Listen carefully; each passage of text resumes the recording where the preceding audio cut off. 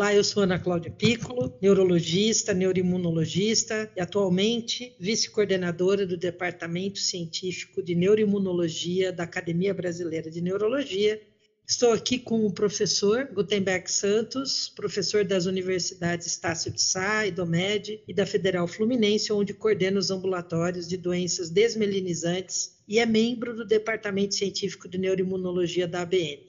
Estou aqui com o apoio da Academia Brasileira de Neurologia e da Biogen para falar sobre o tratamento da esclerose múltipla com drogas de alta eficácia. E para isso eu gostaria de chamar então o professor Gutenberg. Bem-vindo, professor.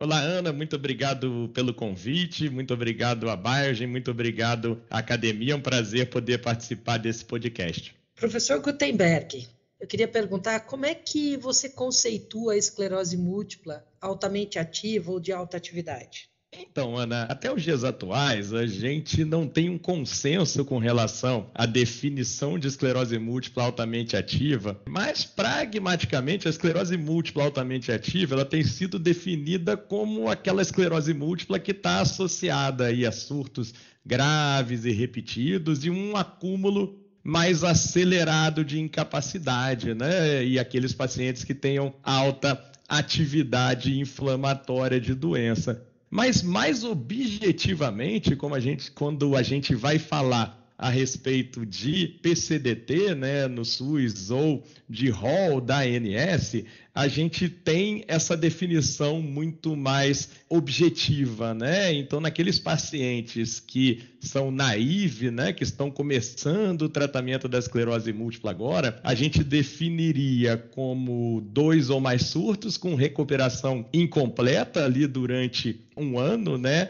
E a ressonância demonstrando aí pelo menos uma lesão gadolínio positiva ou ainda um aumento significativo na carga lesional em T2 quando comparada a uma ressonância anterior desses nossos pacientes. Da mesma forma, a gente pode utilizar o EDSS como essa ferramenta, né? Tendo o EDSS aí como 4 ou mais nos 5 anos iniciais de doença. E naqueles pacientes que já estão usando terapia imunomoduladora, a gente definiria como ausência de resposta com 1 ano de tratamento, sendo essa ausência de resposta definida aí com um surto, né, e pelo menos 9 lesões em T2, ou ainda uma lesão gadolínio positivo, uma lesão com realce por contraste.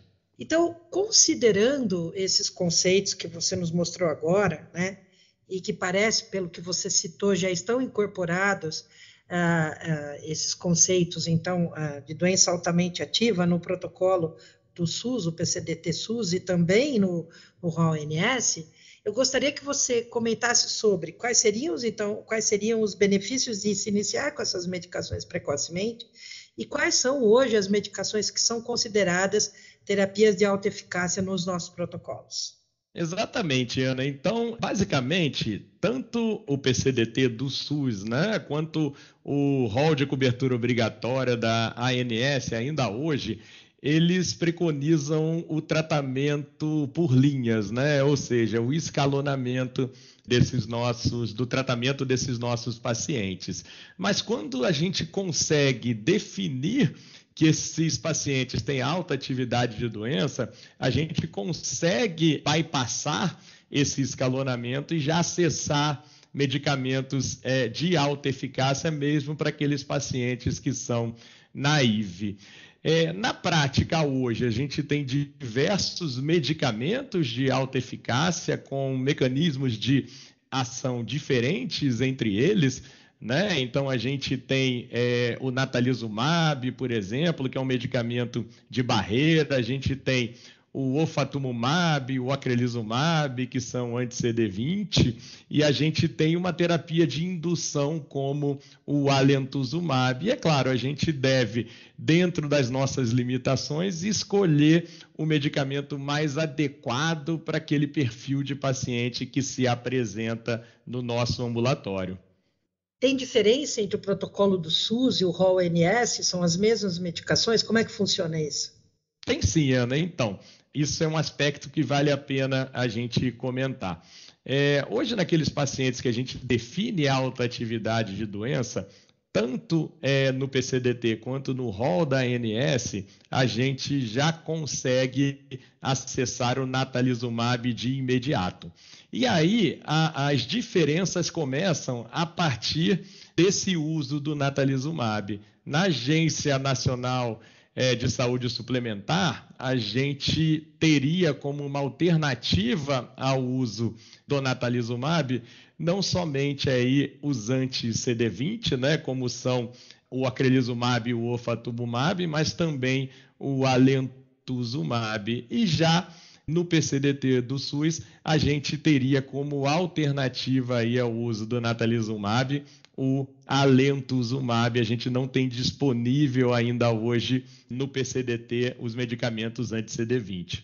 Perfeito. E aí os benefícios, então, de se iniciar com essas medicações seriam melhores desfechos clínicos e, enfim, de parâmetros para esses pacientes. Eles evoluiriam melhor, tanto se eles nunca tivessem tratado, que você chama de naive, quanto aqueles que já tivessem fazendo uso de moderada eficácia. É isso. As pessoas têm que ficar atentas e sempre trocar por uma medicação de alta eficácia se chega alguém que está em uso de moderada eficácia e que tem essas manifestações de doença mais grave, digamos assim. É isso? Exatamente, Ana. É importante destacar que, claro, a gente preconiza o tratamento precoce e de alta eficácia para esses pacientes, mas na impossibilidade de acessar de imediato esses tratamentos, nós temos que ter um monitoramento muito mais diligente a respeito, para que qualquer sinal de que algo não está evoluindo bem, a gente possa rapidamente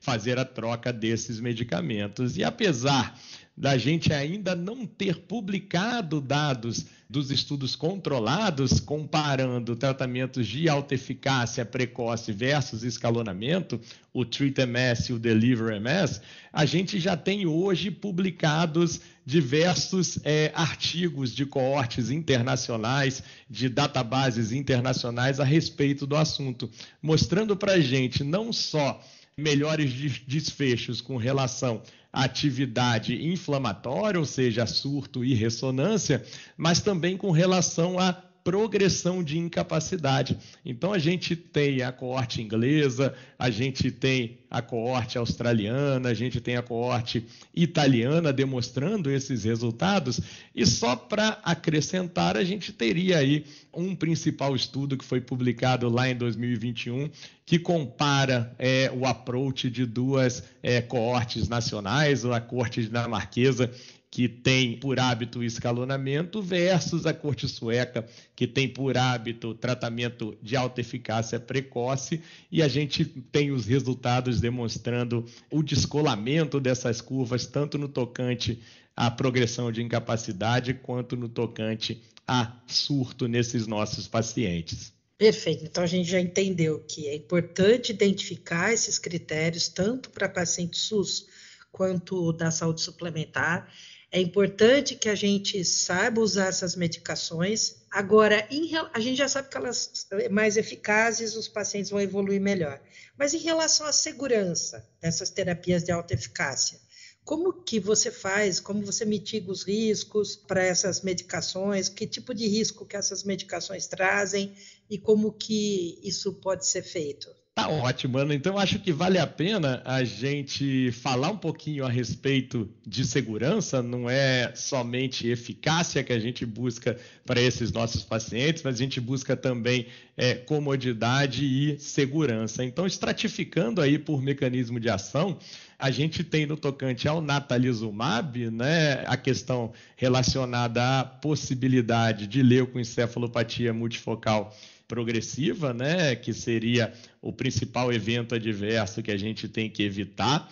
Com relação aos anti-CD20, a gente observa hipogama-globulinemia e neutropenia, por exemplo, e com relação ao alentuzumab, um medicamento de indução, a gente observa principalmente outros eventos autoimunes. Mas é importante destacar que hoje nós já aprendemos a lidar e monitorar muito bem o tratamento com essas terapias, e a gente pode claramente dizer que são tratamentos, além de eficazes, muito seguros, desde que você siga com todos os protocolos de monitoramento. Em relação ao natalizumab, a gente sabe que o JC vírus, né, o John Cunningham vírus, com índices elevados, é que trazem uma maior preocupação, né? E a gente sabe que o natalizumab, de todas essas medicações, é das mais eficazes, né, e com risco aí de surto anual pelo banco de dados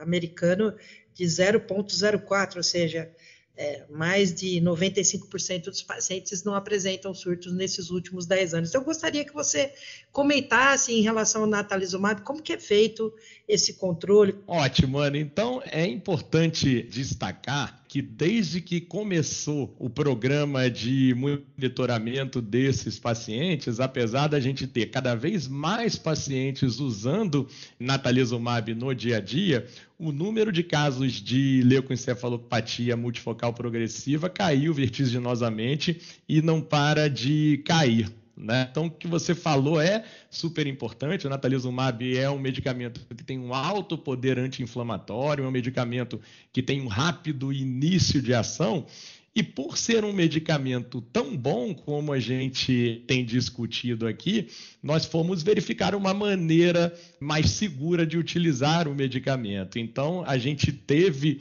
o desfecho já desses estudos, o estudo TOUCH, que avaliou esse intervalo estendido entre as doses, né? Inicialmente foi mostrado, olha, se nós espaçarmos as doses desses pacientes, o risco de leucoencefalopatia multifocal progressiva cai vertiginosamente. Explica uma coisa para mim, em relação ao natalizumab, você falou em espaçamento de doses, como que é feito esse espaçamento? A partir de quando? Né? É para todo mundo? Como é que funciona? Isso é um aspecto bastante importante da gente ressaltar. Então, o estudo foi desenhado para a gente fazer a utilização do medicamento por pelo menos 1 ano no esquema padrão, né? E a partir desse primeiro ano no esquema padrão, com a estabilidade no tocante à atividade de doença, a gente pudesse estender a dose para esses pacientes que têm um risco aumentado. E quando a gente fala de pacientes com risco aumentado, a gente está levando em consideração, basicamente, o tempo de utilização de natalizumab, o uso prévio de terapia imunossupressora e também a positividade do exame do JC e a titulação dessa positividade.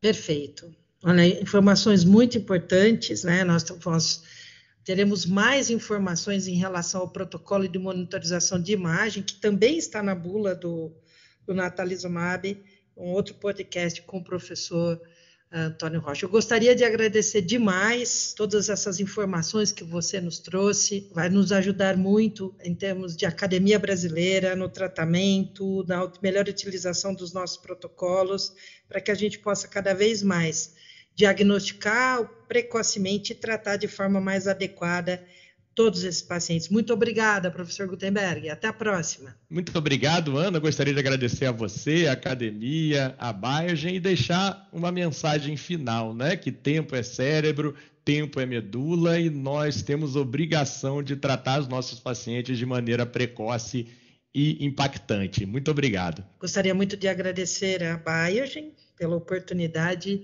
e apoio nesse podcast e a Academia Brasileira de Neurologia, Departamento Científico de Neuroimunologia que nos proporcionam esses podcasts.